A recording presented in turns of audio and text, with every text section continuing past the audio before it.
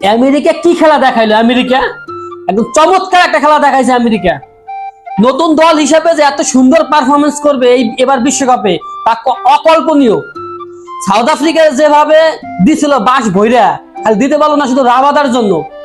19 নম্বর ওভারে আইসা রাবাদা যখন একবার 2টা রান দিল তখনই সব শেষ হয়ে গেল। 18 নম্বর ওভারের আগেও আমেরিকার স্বপ্ন ছিল আফ্রিকাকে হারাই দিবে, কারণ হচ্ছে শামসির বলে, শামসির একবারে 18 নম্বর ওভারে গিয়া যখন 22টা রান নিল তখন আমরা মনে করছিলাম যে আমেরিকা জিতেই গেছে। কিন্তু রাবাদা কাজটা করলো কি, রাবাদা পরের ওভারে আইসে মাত্র 2টা রান দিল এবং উইকেট নিয়ে নিল। তো রাবাদা পুরো ম্যাচটাকে ঘুরাই দিল। ছোট দল হিসাবে যা হয় আর কি, যাদের কোনো এক্সপিরিয়েন্স নাই, যাদের কোনো বড় টুর্নামেন্ট খেলার এক্সপিরিয়েন্স ছিল না, এক্ষেত্রে তারা এই ম্যাচটা হারছে। যদি আগের থেকে কোনো এক্সপিরিয়েন্স থাকতো, বড় বড় টুর্নামেন্ট খেলার যদি তারা অংশগ্রহণ করত, তাহলে এরা এই ম্যাচটা কোনোভাবেই হারতো না। আমেরিকা যেভাবে খেলছে প্রথম দিকে একদম শেষ পর্যন্ত অকল্পনীয় ভালো এবং সেই একটা পারফরমেন্স দেখাইছে আমেরিকা। আমেরিকার মাটিতে খেলা একেবারে ছোট দল আমেরিকা, 19 নাম্বার, এখনো মনে হয় 16 নাম্বারে চলে আসছে।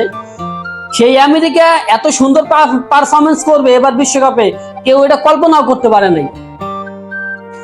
সাউথ আফ্রিকা তো গেছিল ম্যাচটা হাইরা, যাই হোক সব শেষে সাউথ আফ্রিকায় জিতে গেছে। তো প্রত্যাশা থাকবে পরবর্তী ম্যাচগুলো ভালো খেলার জন্য। আমেরিকার যে বোলিং লাইন আপ, অনেক সুন্দর বোলিং লাইন আপ। এরা তো প্রথমে ভাই নিয়েছিলাম যে রান মনে হয় সাউথ আফ্রিকা 200-250 এরকম হয়ে যাবে, কিন্তু মাঝখানে যখন 11 ওভার পরে যে যখন উইকেট পড়া শুরু করলো, যখন জোড়া উইকেট নিয়ে নিল 12 নম্বর ওভারে গিয়া, তখনই ম্যাচটা ঘুরে গেছে। তখনই সাউথ আফ্রিকার ওইভাবে ভালো রান করতে পারে নাই, কিছু করতে পারে নাই।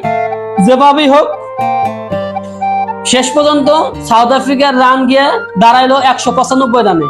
আফ্রিকার রান যখন 195 রান টার্গেট দিল আমেরিকাকে, আমেরিকা যখন ব্যাট করতেছিল তখন প্রথম ভাবছিলাম যে ম্যাচটা মনে হয় জিতে যাবে, মাঝখানে আবার ভাবলাম যে ম্যাচ জিততে পারবে না, আবার লাস্টের দিকে আবার যখন দেখি যে ম্যাচটা জিতে যাবে।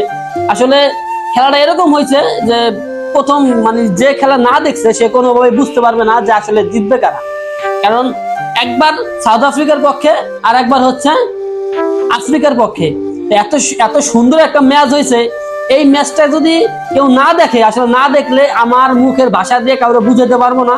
আপনারা যদি ম্যাচটা দেখতেন তাহলে বুঝতে পারতেন যে আসলে এটার ভিতরে কত সুন্দর একটা ট্র্যাজেডি ছিল, কত সুন্দর কেমিস্ট্রি ছিল। আসলে ম্যাচগুলা এজন্যই মানুষ ক্রিকেট খেলা পছন্দ করে, এজন্যই মানুষ ক্রিকেটকে ভালোবাসে।